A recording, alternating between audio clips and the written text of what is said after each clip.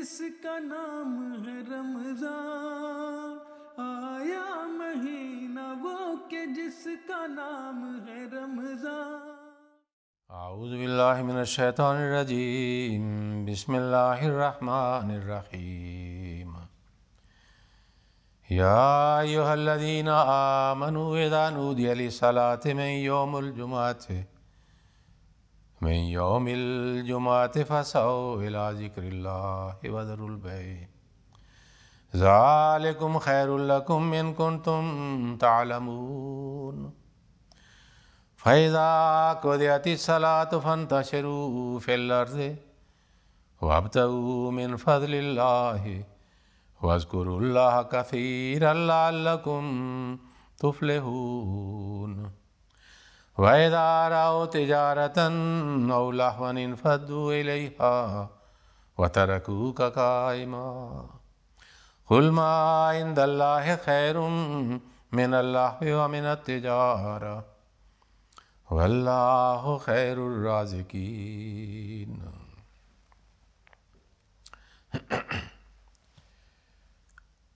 Le dars d'aujourd'hui est sur l'importance de Juma et ses étiquettes.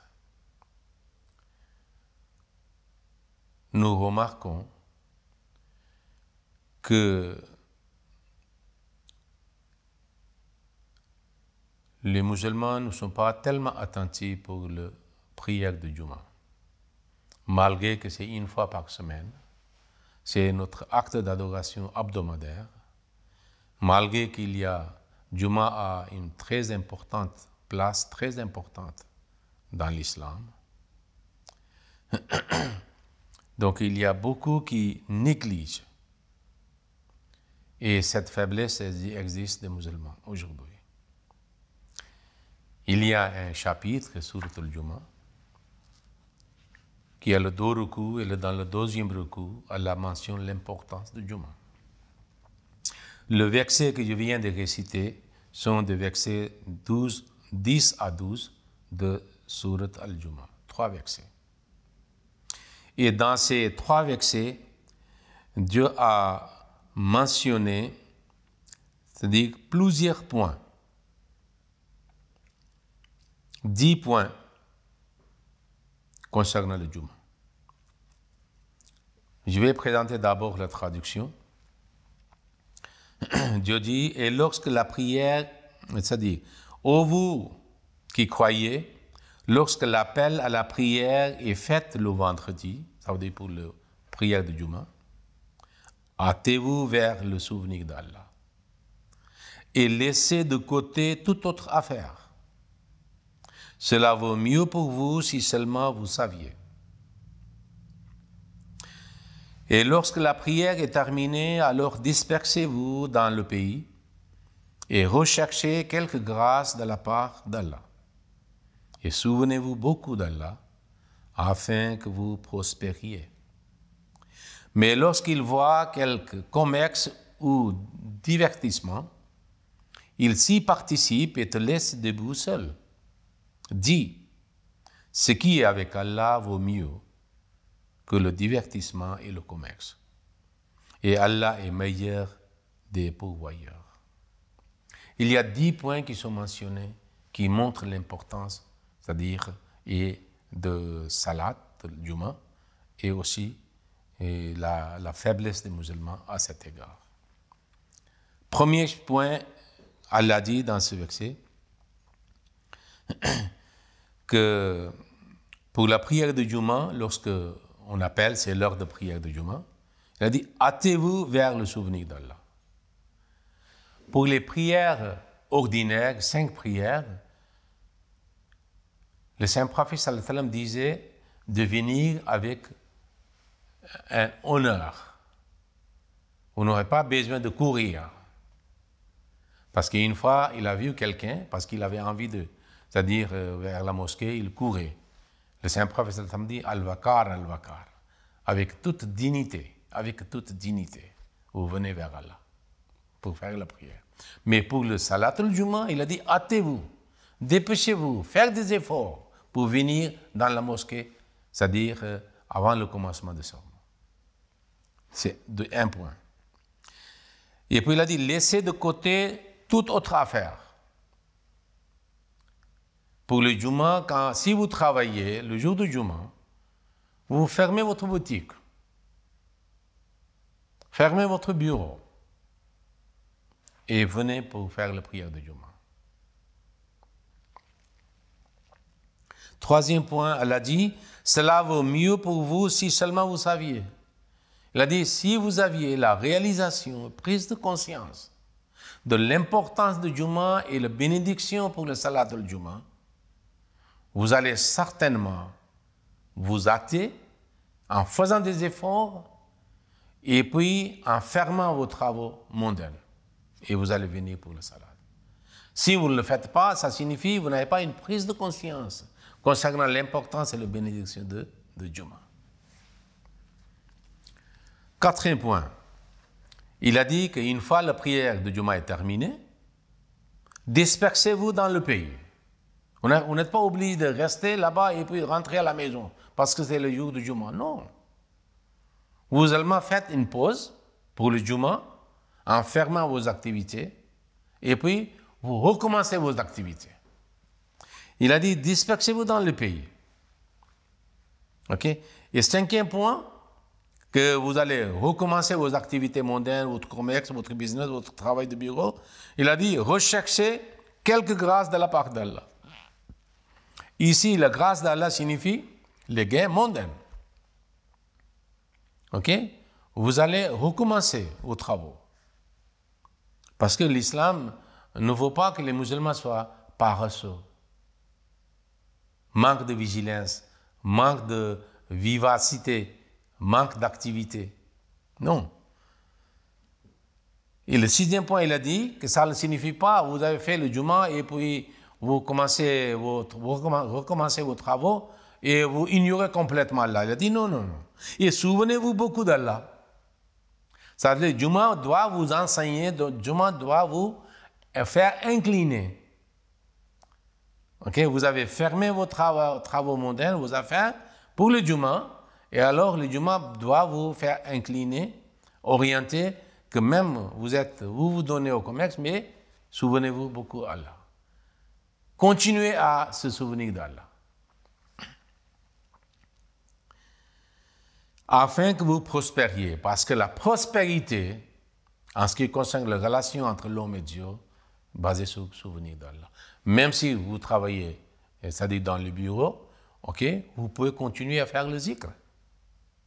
Vous pouvez continuer à faire le travail avec la crainte d'Allah, tout en respectant des valeurs morales et spirituelles qu'Allah nous a prescrites. D'être honnête, fidèle, okay? C'est-à-dire digne de confiance, de toutes les autres choses. Et ainsi, il y aura la prospérité pour un croyant.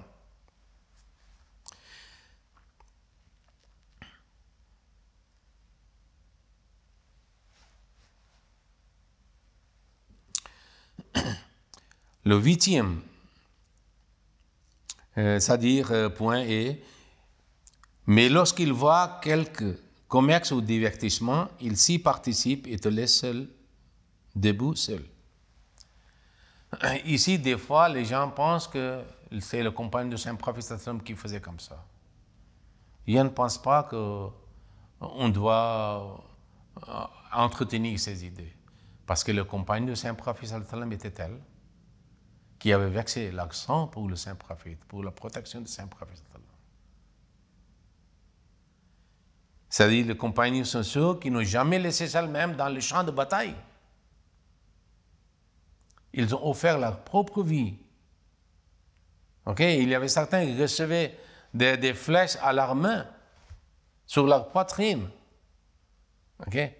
Mais ils ne laissaient pas le prophète seul, malgré situation adverse. Ok, c'était les hypocrites, pas le compagnon de Saint-Prophète, qui le laissaient seul. Mais je pense que ça peut être une prédiction, qu'à un moment arrivera, les musulmans vont subir une décadence et faiblesse de la foi. Et à ce moment-là, ils négligeront le Juma. Ils ignoreront complètement c'est cet enseignement. Et symboliquement, ils laisseront le prophète seul. Parce que le prophète a montré l'importance et la bénédiction de Juma. Nous allons voir. Et eux, ils négligent ça.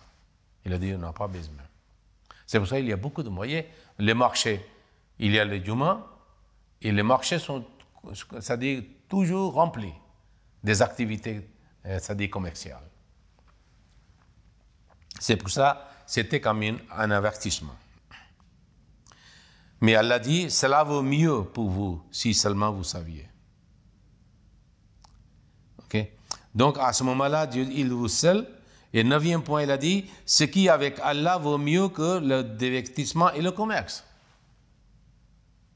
Ok? Donc il a dit, Allah vaut mieux. Amusement, divertissement, commerce, c'est temporaire, le gain temporaire. Mais le salat du Juma, c'est-à-dire faire comme Allah et son messager a dit, a une valeur importante dans les yeux d'Allah aussi. Et le 10e, il dit, parce que pourquoi il laisse? Parce qu'il trouve les gains matériels plus importants et il pense que si nous restons pour la prière de Juma, à ce moment-là, nous allons, c'est-à-dire avoir moins de revenus. Certains qui viendront, les clients viendront, ils ne trouveront pas, c'est-à-dire la personne là-bas, parce qu'il est allé dans la mosquée. Mais c'est Allah qui donne le risque, provision.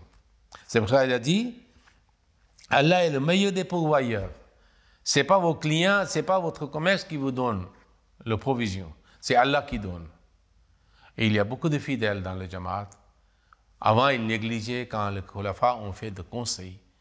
Donc, ils ont commencé à faire la salat al-Juma régulièrement. Ils ont eu la permission de la part de leur chef de travailler s'ils n'étaient pas indépendants. Et ils ont commencé à faire ça. Et certains ont tellement montré la foi que si leur chef était rigide, alors ils ont changé le travail. Allah a donné le travail mieux qu'auparavant, grâce à leur bonne intention de ne pas rater le Juma. Parce que le saint prophète sallallahu alayhi wa sallam avait dit que celui qui rate 4 vendredis, 4 Juma consécutivement, son cas entier sera obscurci. Donc nous devons être très conscients que si quelqu'un rate un Juma, ne rate pas deuxième. Et puis, c'est-à-dire, des fois, il y a des Ahmadis ou il y a des musulmans qui travaillent quelque part. C'est-à-dire, il peut être 2, 3 ou 4 personnes. Si il est impossible pour vous de vous rendre dans la mosquée, c'est 4, 5 fidèles pour faire le Juma. Avec 3 fidèles, vous pouvez faire le Juma. Un sermon de quelques conseils, un verset de 5 Coran, et après, vous faites le Juma. Vous avez fait votre Juma. Le saint prophète sallallahu alayhi wa sallam a dit que Joelat liyal ardu masjidan. La terre entière est la mosquée. Un lieu propre, une place propre. Vous faites le Juma 10 minutes, fini. Il y a le pause.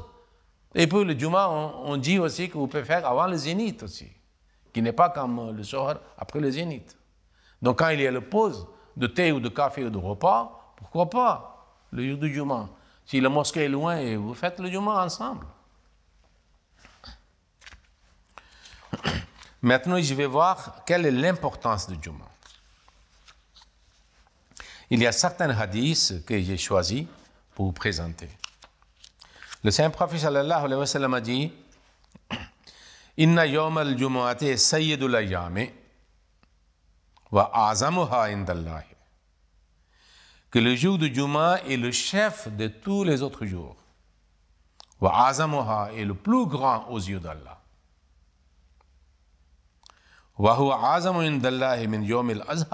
Voyez, le jour du Juma, le salat du Juma, il a dit, il est plus important et plus grand dans les yeux d'Allah, min yom al-azha, le jour de Eid de sacrifice qu'on fait dans le 10e Zil-Hijja. Souvent, les gens pensent que le Eid est beaucoup plus important, et c'est-à-dire beaucoup plus importante. Non. Le Juma est plus important que Yom al-Azha, le Eid de sacrifice. Wa Yom al-Fitr, et l'Eid de Ramadan aussi. Fihi khamsun, il a dit, à cause de 5 choses, il a une distinction, il est plus important aux yeux d'Allah. Le premier, khalaqallahu fi Adam. Adam a été créé. Wa ahbatallahu fihi al-ardi. Le jour du Juma, Dieu l'a fait descendre et partir ailleurs.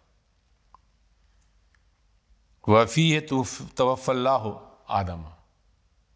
Et le jour du Juma, c'est-à-dire Allah a fait mourir Adam. Et le quatrième, Sa'atun, Ma sa'alallaha fiha al-abdu illa atahu. Que le jour du Juma, il y a un moment quelconque que Allah accorde à son serviteur tout ce qu'il demande. C'est le moment, ok, dans lequel la prière est exaucée, c'est garanti de la part de Dieu. Et cinquième, et le jour du Juma, la résurrection aura lieu. Voyez, c'est les 5 particularités de Juma. C'est pour ça que c'est plus grand, plus important que Yom al-Eid, Eid al-Fitr, Eid al-Adha, Eid al-Qurban. Mais malheureusement, les musulmans ne comprennent pas. Il y a beaucoup qui viennent seulement le dernier Juma de Ramadan ou Eid al-Fitr, Eid al-Adha. Malgré qu'il doit être beaucoup plus attentif, selon ce que le Saint-Prophète dit pour la prière de Juma. Et puis le Saint-Prophète a aussi dit, pour montrer l'importance du Juma, le jour du Juma, pas seulement le Juma. Il a dit, Afzalu salawat indallahi salatul subh, yom al-jumati fi jama'atin. Que le meilleur des prières dans les yeux d'Allah est la prière de Fajr le jour du Juma en congrégation. La prière de Fajr en congrégation le jour du Juma est le meilleur des salats. Juma est considéré comme une fête. Voyez? Le Saint-Prophète sallallahu alayhi wa sallam avait dit, dans le hadith, nous trouvons que le Saint-Prophète sallallahu alayhi wa sallam avait prononcé un jour un sermon de vendredi, et dans ce sermon, il a dit, ô musulmans, Allah Tout-Puissant a fait de ce jour un Eid pour vous. C'est une fête. Prenez un bain et brossez-vous dents. Brossez-vous les dents ce jour-là. Ça veut dire jour particulier. Et Eid, pour le fait, c'est-à-dire on prend le douche, et puis c'est-à-dire on prend les vêtements, c'est-à-dire plus propres. Ok? Et même elle a dit que brossez-vous les dents. Parce qu'il y aura beaucoup de fidèles, s'il y a mauvaise odeur c'est-à-dire qui sort de bouche, alors ça gêne les autres fidèles dans la mosquée. Parce que le Saint-Prophète m'a dit, dans la mosquée, on ne doit pas venir avec quelque chose qui exhale la mauvaise odeur. Donc, particulièrement, il a dit, après avoir pris le douche, et c'est-à-dire brosser les dents. Une fois, un juif a dit que Hadrat Umar radiyallahu ta'ala anhu, que le verset que vous avez eu dans le Saint-Coran, qu'Al-Yawma akmaltu lakum dinakum wa atmamtu alaykum ni'mati wa raditu lakum al-islam dina, que Allah a parachevé et rendu parfaite cette religion. Le juif a dit que si ce verset était révélé dans le Torah, nous aurions fêté ce jour comme Eid, comme une fête. Hadrat Umar a dit que je vous informe qu'à ce jour-là, il n'y avait pas seulement une fête. Nous avons fait 2 fêtes. Parce que c'était le Yom al-Arfa qui est aussi la fête, et c'était le jour du Juma. Donc il y avait 2 fêtes. Okay. Donc Juma est très importante. Et nous, les musulmans, doivent comprendre s'il y a des faiblesses quelconques, c'est-à-dire chez quelqu'un, il doit enlever, supprimer cette faiblesse. Et il doit donner l'importance à Juma comme il faut. Puis le Saint-Prophète sallallahu alayhi wa sallam a aussi dit que ceux qui viennent, parce qu'il a dit hâtez-vous, ça veut dire dépêchez-vous. Comme ce scénario montre que comme il y a une rivalité, que les gens ferment leurs boutiques, leurs travaux, leurs bureaux, et puis ils font la préparation, et puis, c'est-à-dire, ils prennent les douches et le parfum, appliquent le parfum, et puis ils viennent, se hâtent vers la mosquée. Le Saint-Prophète sallallahu alayhi wa sallam a mentionné celui qui vient le premier. Okay. Dans un hadith, Abu Huraira nous dit que le Saint-Prophète sallallahu alayhi wa sallam dit, quand c'est vendredi, il y a des anges à chaque porte de la mosquée. Vous voyez, la prière, l'heure de prière de vendredi commence, donc avant que les fidèles commencent à venir, il y a des anges à la porte, à l'entrée de la mosquée. Ils inscrivent en premier la première personne arrivée. Donc ils ont un cahier, un registre, et ils commencent à préparer comme le recensement. Ok? La première personne arrivée est le premier. Et de la même manière, ils continuent à préparer la liste des fidèles qui viennent par l'ordre. Même lorsque l'imam s'assoit, après avoir commencé le sermon, il ferme leur registre et leur cahier. Et puis il écoute le sermon. Okay.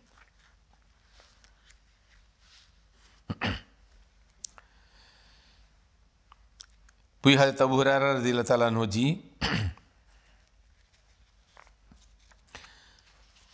quand le vendredi arrive, les anges se tiennent à la porte de la mosquée et écrivent, celui qui arrive le premier est le premier. Et l'exemple de celui qui part tôt, c'est-à-dire il est le premier, et de celui qui sacrifie un chameau, il aura la récompense. Celui qui est le premier qui entre dans la mosquée. Il est sur la liste, à la tête de liste, première. Monsieur tel et tel. Il aura la récompense comme il a fait le sacrifice d'un chameau, le plus grand animal. Puis l'homme qui vient, c'est-à-dire qui est comme deuxième, il a comme le sacrifice d'une vache. Puis celui qui vient, c'est-à-dire troisième, le numéro 3 qui entre dans la mosquée, il aura la récompense comme il a sacrifié un bélier. Puis le quatrième qui entre, il aura la récompense comme il a fait le sacrifice d'un poulet. Et puis cinquième, il aura la récompense comme il a fait le sacrifice d'un œuf. Et lorsque l'imam vient, parce qu'il vient pour faire le sermon, à ce moment-là, les anges emballent leur papier. OK? Et puis écoutent attentivement le conseil de l'imam.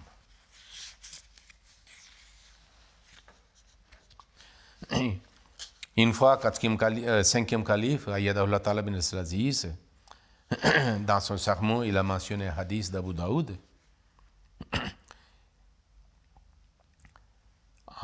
c'est-à-dire en attirant l'attention de certaines questions importantes liées à la prière de vendredi.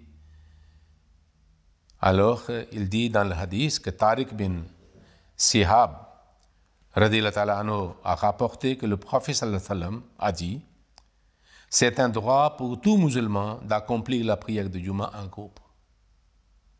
C'est-à-dire, c'est en congrégation. Tous les musulmans doivent le faire. Soit ils sont 3 dans un endroit quelconque, ils doivent faire le Juma. Ce qui est obligatoire, c'est-à-dire c'est un devoir, à l'exception de 4 types de personnes. Esclave, parce qu'elle est obligée de faire ce que son maître dit. Les femmes, parce que les femmes ne sont pas obligées pour se rendre à la mosquée. Les enfants, qui ne sont pas adultes. Et les malades, qui ne peuvent pas faire le déplacement. À part ces 4 catégories, pour les restes des musulmans, la prière de Juma en congrégation est obligatoire.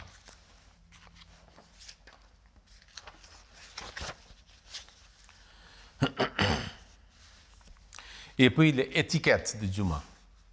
Parce que des fois, les gens sont tellement, c'est-à-dire, je ne sais pas, ils sont ignorants ou ils ignorent complètement et leur comportement est tel qu'ils ne peuvent pas maintenir le silence et la sérénité dans la mosquée.